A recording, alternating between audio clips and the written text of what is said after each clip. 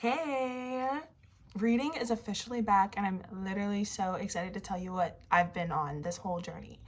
So, it starts off with Pride and Prejudice. I was gifted this book by my friend Natalie at church, and she was like, "Yeah, I had it for you for your birthday." And then like all of these things happened, and now you're here, so I'm giving it to you now.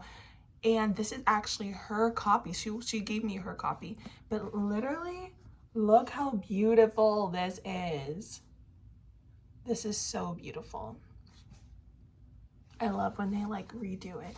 I am on page like 158, 159, and I've already seen the movie, so I know what happens, and I have thoughts on this.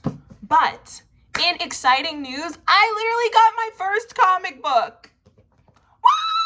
I got my first comic book for like $10. I woke up feeling weird one day, and then I was like, I'm gonna go on a walk. And then I walked to the comic book store because there's one nearby, and I'd never been in before. And I was like, you know what? There's a first for literally everything. And I got a comic book.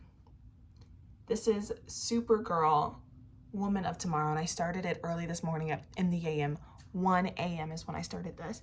And it's literally amazing so far. I love it. I love it. I love it. This isn't my first like comic book. I read a I think is it called a manga?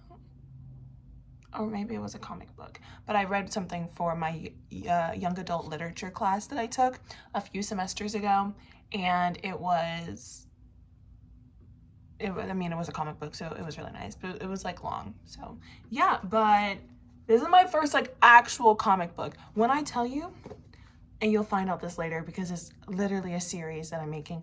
I am watching Marvel for the first time. I literally only know The Flash from like middle school. I didn't even finish the show, but I watched a lot of it. And then I know Spider-Man because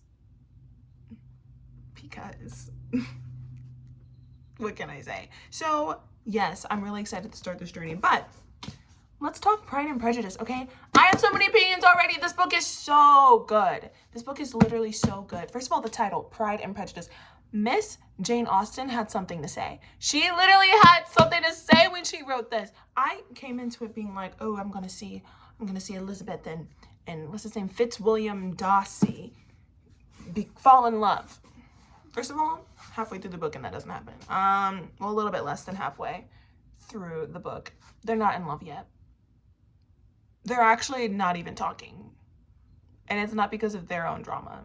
It's literally, I'm still on the Miss Bingley, Miss Bennet.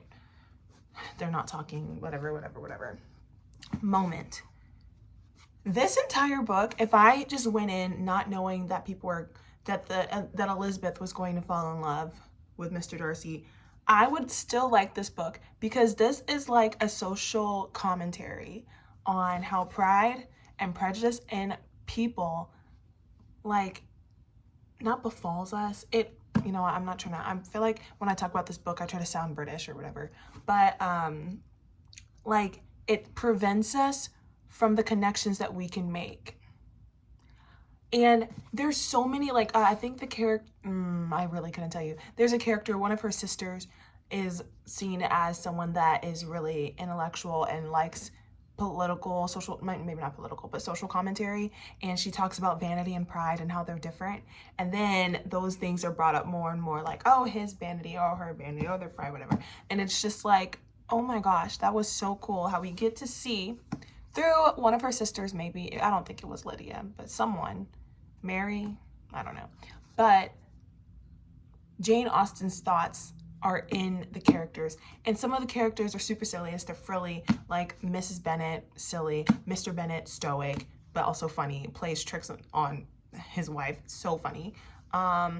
They aren't like the nicest people. They talk about everybody, like poor Mr. Collins, as soon as he's gone, they're like, he sucks, blah, blah, blah, blah. And like these characters aren't all good, but it's fun. Like they're not like, they're people. They're literally people. I love that. And I'm just enjoying that. I know at the end of this book, they get together, but it's seeing how long they stay apart because of pride and prejudice. So I'm enjoying this so far. I did have to put her down for a minute because I am looking forward to the love story and I'm just not there yet. And I'm like, oh my gosh. I got to the part where they meet Charlotte, Mrs. Charlotte. Yes, and then I think her daughter is Caroline, something like that. No, Caroline's always been the sister, Caroline Bingley. Okay, anyway, that's where I'm at right now, and I'm loving this so far. I only got like 3-4 pages into this because I needed to go to bed and I didn't. This is so good so far. I read the back and I will read it to you now. And I was hooked. Without a home. For Kara Zor-El, life feels without meaning or purpose. Her planet was destroyed. She was sent to Earth to protect a baby cousin who never needed saving, forever living in his shadow. The Supergirl to his Superman. When Kara is sought out by an alien seeking revenge on those who destroyed her world, everything changes. Embarking on a mission across space, Supergirl, her dog Krypto, and Ruthie, a heartbroken child from a place that no longer exists, will come together to find themselves, defy their past, and face their future. From award-winning author Tom King, who wrote Mr. Miracle, Wonder Woman, and Eisner-nominated artist Bilquis. There we go. I mean, I still probably didn't pronounce that correctly, but at least I got the syllables in the right order.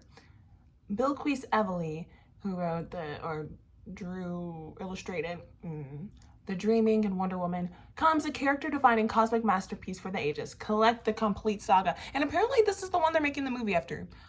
That's what the guy at the comic book store told me. More on that visit. That was such a fun visit. But yes, I just wanted to update you on what I'm reading. I want to read. Oh, I've been reading at my store. I'll like just open the book right before I go in. I've been reading To All the Boys I've Loved Before. So good so far. And then The Ballad of Songbirds and Snakes, which you will definitely hear if you haven't heard already my commentary on my first watch. So thank you so much for coming to my opinions corner. This is where I give my opinions for the first time before I go back and I make a second opinion. And I don't think an opinion actually, especially an opinion of mine, I don't think they actually stay down and like this is my final opinion, because you grow and change as a person. I definitely grow and change day to day. So yes, but these are good. They're entertaining, beautiful, and I love hearing a woman's mind, and I love reading a woman's narrative. God bless you. Jesus loves you literally. So yes, period. Goodbye.